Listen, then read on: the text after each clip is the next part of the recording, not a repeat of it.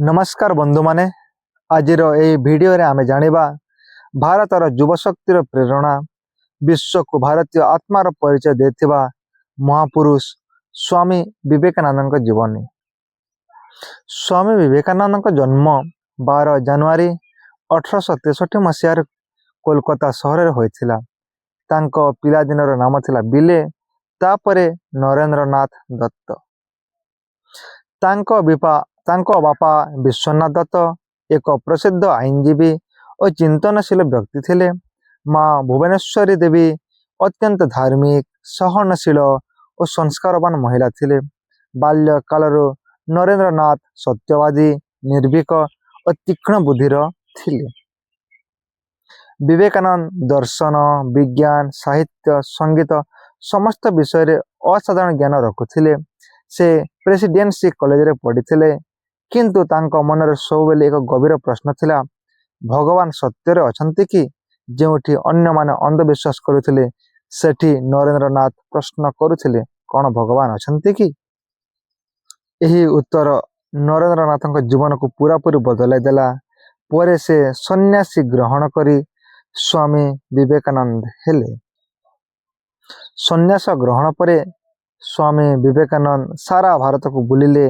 से देखिले दारिद्र्य, अज्ञान, अन्याय एवं बुझिले भारतर मुक्ति युवा शक्ति रे अछि। केवल युवा शक्ति ही याको मुक्ति करि पारिबे। 1893 मसीह अमेरिकार चिकागो सहर रे विश्व धर्म सम्मेलन होइथिला। सेठारे स्वामी विवेकानंद भाषण आरंभ कले, my brother and sister of America, मोर भाई और भौणी माने। समग्र सभा उठी ताली मारिले। भारतर प्रथम थर विश्व मंच रे निजर गर्व देखाइला। समस्ते कहते ladies and gentlemen, but Vivekananda कहते हे अति प्रियर ब्रदर एवं सिस्टर। समस्ते कहते लेडीज एंड जेंटलमैन, किंतु विवेकानंद थे अलग प्रकार। से समग्र विश्व को एक परिवार मानुले। समस्ते होचंती भाई भाई। 1897 मसीह स्वामी विवेकानंद रामकृष्ण मिशन स्थापन कले। मिशनर मूलमंत्र मानव सेवा होची भगवान सेवा, मानव सेवा होची माधव सेवा। शिक्षा, स्वास्थ्य सेवा यार प्रधान कार्य थिला। तांको गुरु नाम रे एही मिशन स्थापन कले।